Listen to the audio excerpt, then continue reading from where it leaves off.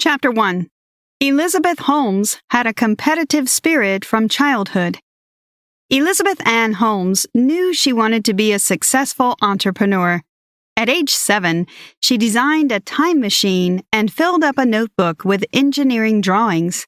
She was a straight A student in high school and got accepted into Stanford as a President's Scholar in 2002.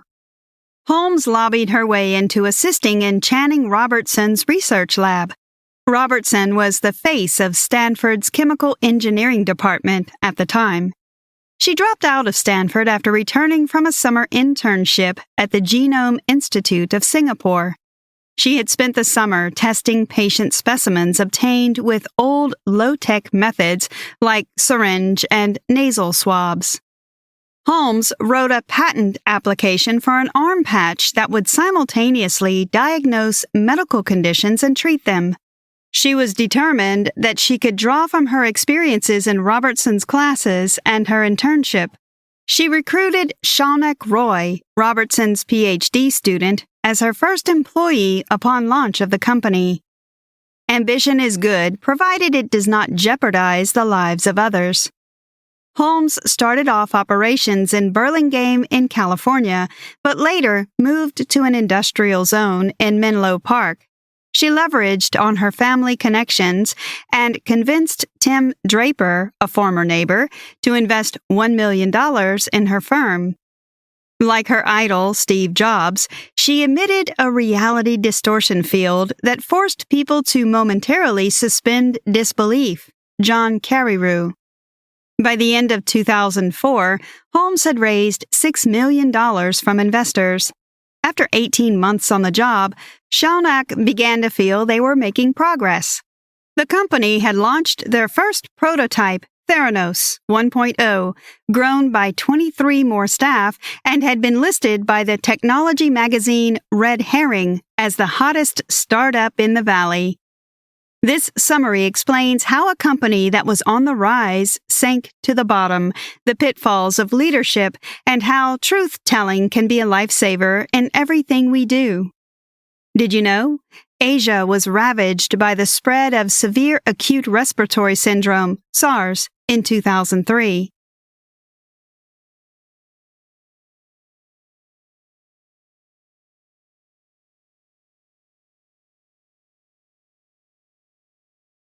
Chapter 2. The first successful Theranos prototype was created and named after Thomas Edison. Edmund Koo was sought by Holmes to take over engineering at Theranos. Koo earned himself the reputation of being a fix-it man in the Valley. Signing up for Theranos was the biggest challenge Koo encountered as he crossed fields to work on medical devices. Holmes urged Koo to run his department all day long. Koo opined that for optimal performance, it was better if the engineers rested well. Holmes eventually set up a rival engineering department headed by Tony Nugent, who redesigned the Theranos by cutting out the microfluid processes Koo used. This design was successful, and she named it the Edison. To make success sustainable, you must pay attention to the means, not just the end. Steve Jobs remained the object of obsession for young entrepreneurs in the Valley. Holmes referred to the blood testing system of Theranos as the iPod of the healthcare sector. Admiration for Apple provided the opportunity for Holmes to encounter Anna Arriola. Arriola agreed to join Theranos as its chief designer. She also hired Yves Bihar to design an industrial model for the Edison.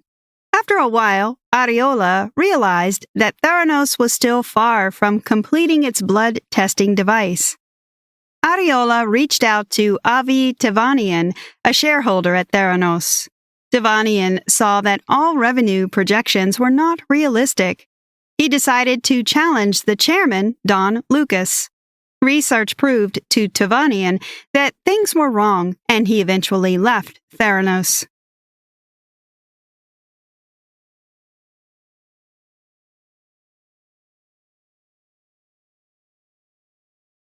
Chapter 3.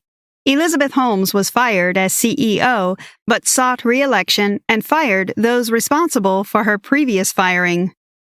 Moving from East Palo Alto to Palo Alto in 2008 marked a new era at Theranos. Holmes had exaggerated the projections, and the trials conducted were failing woefully. Holmes saw that the Tennessee trial was bound to fail and shifted to the Swiss giant Novartis. In Switzerland, the devices performed terribly, and Holmes ruled that out as a technical glitch. Todd Surdy, the sales executive, sought Michael Esquivel, general counsel for Theranos, and brought the issues of stability to the board via a board member, Tom Brodeen. The board met and agreed to set aside the CEO while Tom Brodeen was elected CEO. Holmes sought a second chance to run the company. She promised accountability and transparency, too. A few weeks after being restored to power, Holmes fired Surdy and Esquivel. A vindictive spirit does more harm than good in business and in life. Holmes's parents were neighbors with the entrepreneur-cum-medical investor Richard Fuitz and his wife Lorraine. Being a trained physician, Fuitz built a fortune from the sales of medical patents. For $53 million, he sold his company to Vernon Lux. On a trip, Noelle, Elizabeth Holmes's mother, informed Lorraine about Holmes's advancement with Theranos. Richard wasn't so pleased that Holmes felt his expertise on medical patents wasn't needed and filed with his lawyer, Alan Schiavelli, for a patent that exploited some weaknesses he saw in Theranos. Gary Frenzel, the head of the chemistry team at Theranos, would not find out about this patent until 18 months after registration. This happened in January 2008. Holmes decided to sue Richard Fuitz. On the recommendation of Chuck Work, a friend of her father, she went to Ken Page of McDermott. She had initially registered her patent through this firm. John Fuitz, the son of Richard Fuitz, was, however, a partner at the firm. McDermott dropped the suit after considering it unwise to attack a parent to a partner.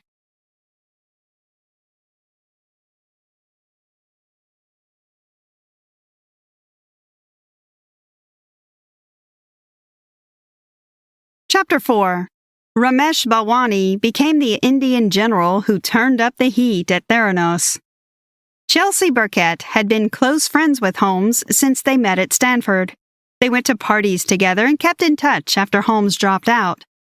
Unsatisfied with her job, she reached out to Holmes, who pitched Theranos to her. Burkett agreed to join her. Burkett was hired to work with the validation studies groups, but the arrival of Ramesh Sunny Balwani began to make issues complex for her. Balwani had made a fortune of about $41 million from a commercial deal in the late 90s. Occupying the unexplainable role of the vice executive chairman, Balwani saw to it that staff remained intimidated at Theranos. Seeing that an important Pfizer deal was about to be lost, Holmes sent Burkett and Daniel Young, Theranos executive who Holmes hired to add a new dimension to Theranos' blood testing system, to Belgium to pitch the Edison. The device frequently brought up the error message, and the trip was unsuccessful. Similar results were obtained when Holmes tried assessing the spread of swine flu in Mexico. The way Theranos is operating is like trying to build a bus while you're driving the bus. Someone is going to get killed. John Carreyrou. Burkett grew frustrated about these problems, and Balwani kept terrorizing the staff. He fired Seth Mickelson, the engineer from NASA, and threatened to have Tony Nugent removed. Burkett decided to quit her job when Holmes recommended the Edison, which was still far from completion, for diagnosis on a cancer patient. There should be a clear line between profit and the safety of human lives that entrepreneurs should not cross. Jay Rosen, known as Dr. J, of Walgreens stores, was approached by Holmes.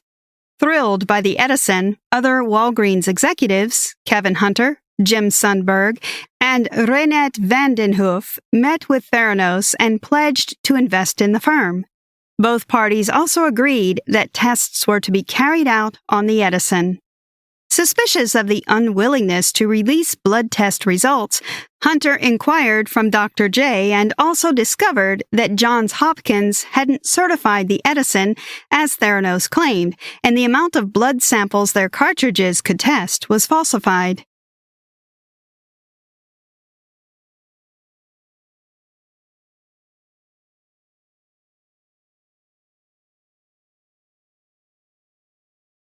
Chapter 5. Elizabeth Holmes engaged in legal bouts with the Fuites family while she was busy doctoring data and falsifying information on Theranos. In October 2011, Holmes decided to take the fight to Fuites. She sued Richard Fuites for conspiring with his children, Joe and John Fuites, to steal confidential patent information and file a rival patent. Holmes hired David Boies to handle the process. Boies stepped into the limelight in the 90s when he was hired by the Department of Justice in a case against Microsoft. He reportedly deposed Bill Gates for over 20 hours. Richard Fuites hired Keeker and Van Nest to handle the litigation. Referencing a case from the 90s, Boies argued that it was habitual of John Fuites to funnel stolen information to his father. Under deposition, John performed woefully. Boies ended John's career with the legal charades.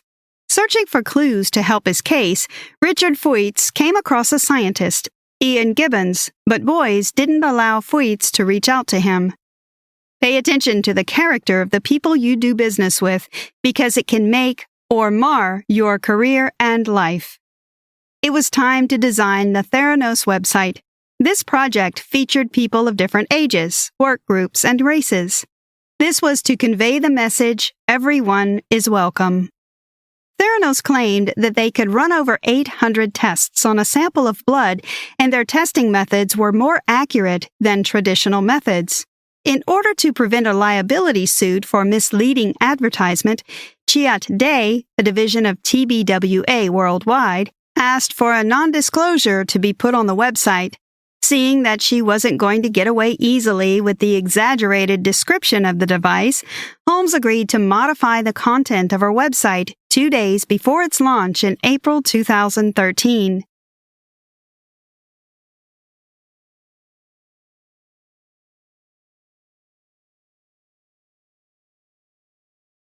Chapter 6.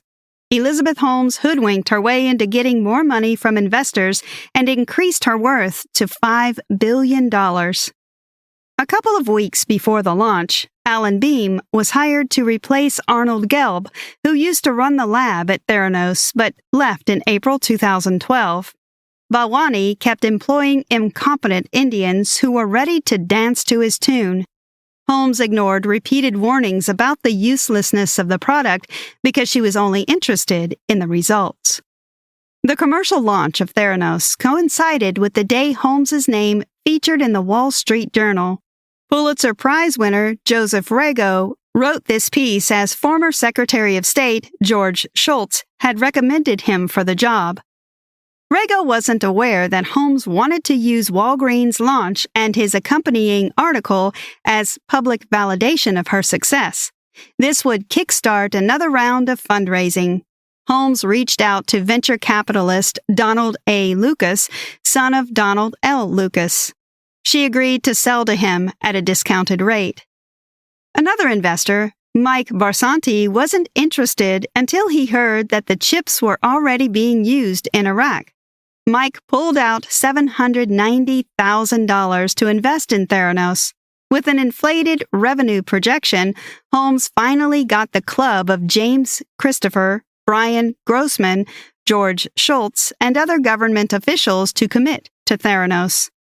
Holmes's net worth in February 2014 was calculated to be about $5 billion.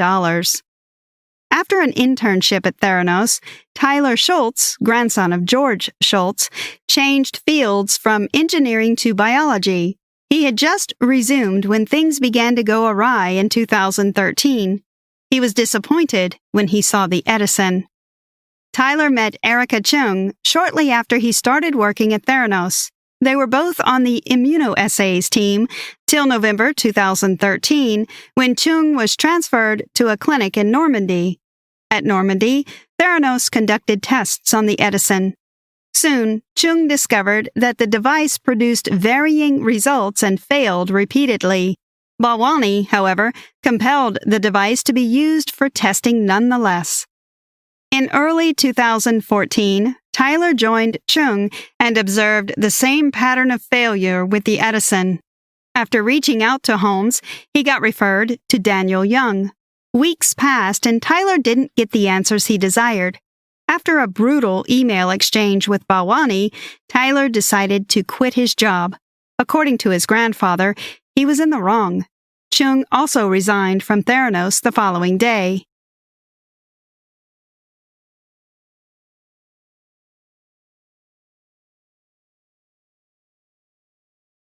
Chapter 7. Richard Fuitz inadvertently made Holmes richer and more popular with an article that was supposed to smear her reputation. David Boies had won out Richard Fuitz and his sons. Spending over $2 million, the Fuitz decided to go pro se by letting Joe Fuitz handle the case. Boies took him apart. The Fuitzes further quaked their case with conflicting statements at the deposition. In March 2014, Richard and Boies met to settle the case. Fuitz agreed to withdraw his patent, and Theranos decided to withdraw its suit. Disgruntled, John Fuitz hired Julia Love of the American Lawyer Media, ALM, to publish an article. In it, he claimed Boies had bribed the other Fuitzes and threatened to sue them all. Roger Parloff of Fortune magazine stumbled on this article in the ALM and decided to meet Holmes. After a 7-hour interview, he was engulfed by Theranos and what it stood for. In his next article, The CEO Out for Blood, he described Holmes and her dreams to save the world with just a drop of blood.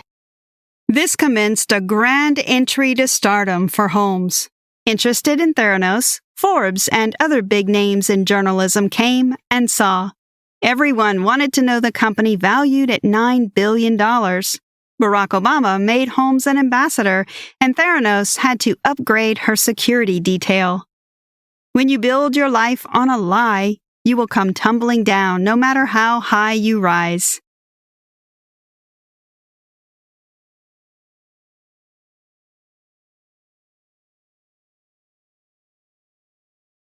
Chapter 8. Alan Beam finally connected the dots and met a few like-minded persons who were ready to reveal the ruse Holmes and Theranos were engaged in. Alan Beam grew tired of schemes at Theranos. He couldn't access the control test data. In a meeting with the scientist Curtis Schneider, he aired his complaints.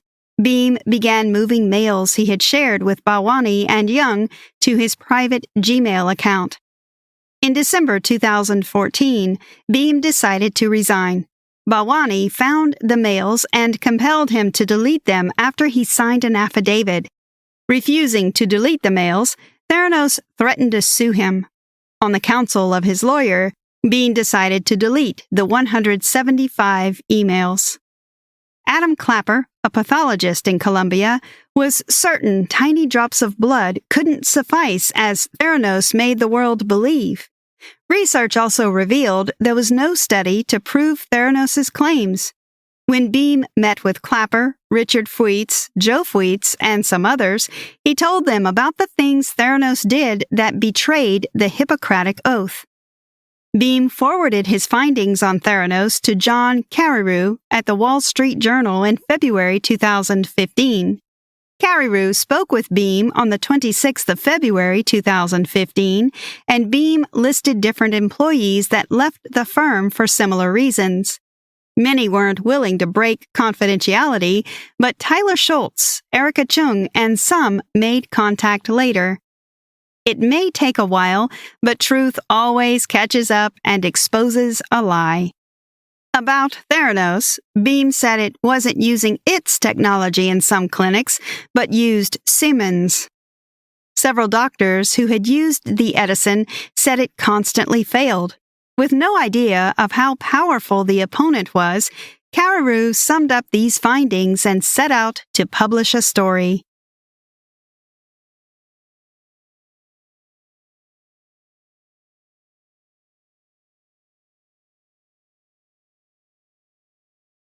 Chapter 9.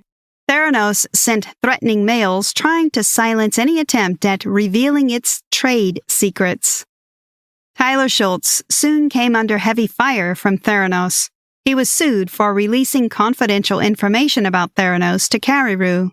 After several failed attempts to reach Tyler Schultz and Holmes, John Carreyrou eventually set up a meeting with David Boies. The meeting was scheduled for 11th of June, 2015. David Boies came to the meeting with Mike Brill, Meredith Dearborn, Daniel Young, and King Heather. In anticipation of a crossfire, John Carreyrou came with Jay Conti and Mike Sikanoff, who headed the investigation team. The meeting started with Heather's remarks to rebut false premises. Boies kept cool initially while King and Brill did the yelling. Daniel Young agreed that Theranos owned and used other devices, but was for comparison and not operations. While asked if Simmons was one specifically, he called it a trade secret. On the Edison, Young agreed that it had flaws but was past that. He said they had moved from that technology. The number of tests it could perform was a trade secret. Theranos didn't disclose anything on their patents as Carreyrou wasn't willing to sign a non-disclosure agreement. After the meeting, Theranos wrote to Carreyrou in a mail. They threatened to sue if he wrote anything that was a trade secret or defamatory. In July 2015, the FDA approved Minilab for testing on the HSV-1 project. The state of Arizona passed a bill that permitted people to test their blood without the doctor's order. Theranos installed its devices in Walgreens stores but didn't commercialize them. This was a plan to remain popular without drawing heat from the FDA. The clinics fitted with the mini-labs also collected blood samples but processed them with other blood analyzers. The level of deception kept increasing. Michael Craig was hired to mask code failure in the mini-lab. Holmes and Balwani designed an empty space that was made to look like a lab when Joe Biden visited Theranos. Months away from a decision that could hamper John Carreyrou and Mike Sikanoff's, senior editor at Wall Street Journal, case was the appearance of Holmes at the annual Wall Street Journal Technology Conference in November. She had been invited as the guest speaker. It was, however, Mike's suggestion that they waited and caught the prey off guard. Up to that point, all the important people in the case weren't willing to come forward.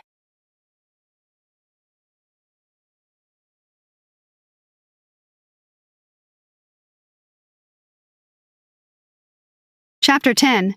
Methodical and thorough research eventually revealed the truth about Theranos. Holmes leaned on Rupert Murdoch, who had already invested $150 million in Theranos, to kill the rumors.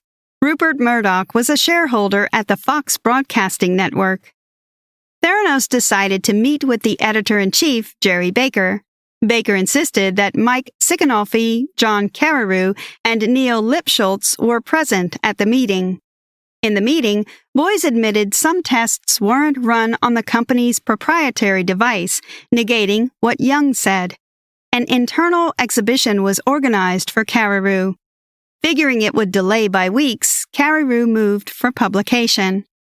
On October 15, 2015, the Wall Street Journal published an article titled "A Prized Startup's Struggle." This was directly aimed at Theranos. Hell broke loose as people were torn between the sides of the case. In a publication by Boies, he claimed the allegations were falsified and a suit was imminent. In bringing the truth to light, Carreyrou published other articles on the inconsistencies he found about Theranos. To deliver the final blow, Carreyrou needed to find what the Center for Medicaid Services, CMS, had observed after it carried out an inspection and regulation test at Theranos. Chung's tip to Gary Yamamoto, a veteran field inspector in CMS's regional office in San Francisco, set the CMS out to inspect Theranos' labs. In her letter to Yamamoto, Chung listed that they were guilty of scientific misconduct, sloppy practices, and the initial inspector who came in fall 2013 had been deceived. Acting on this intelligence, another field inspector from CMS, Sarah Burnett, and Yamamoto set out to visit the Theranos labs. Litigation and bureaucracy stood in their way. After inspection, CMS gave Theranos time to fix the labs up. Incriminating publications led the CMS to inspect the labs again. The secrets of Theranos were unraveled this time around. King Heather threatened to sue CMS if the reports from the lab were released. When NBC's Today interviewed Holmes, she claimed she was sorry and displeased with the state of things. Investors began to pull out. Boys also dropped Theranos. Lawsuits came and Holmes was forced to shut the labs down. Under a settlement with Arizona's Attorney General, Theranos agreed to pay $4.65 million to a state fund as reimbursement for 76,217 Arizonans who ordered their blood test from the company. If Theranos had expanded to all the 8,134 Walgreens stores in the United States, the chances that people would have died from missed diagnoses and wrong medical treatment would have risen exponentially.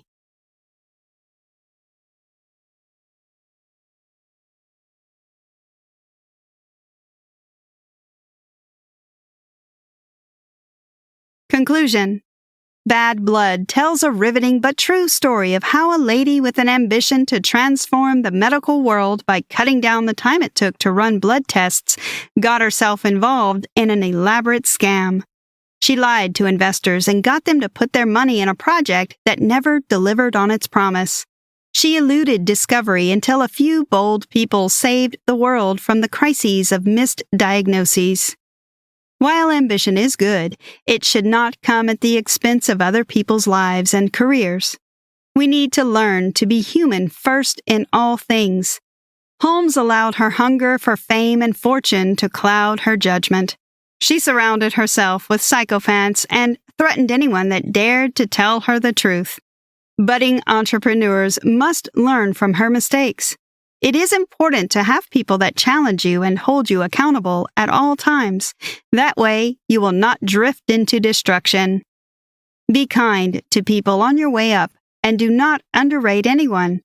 When you ruin other people's careers to achieve success, you may not be able to sustain that spot at the top. How we achieve a goal matters more than the goal.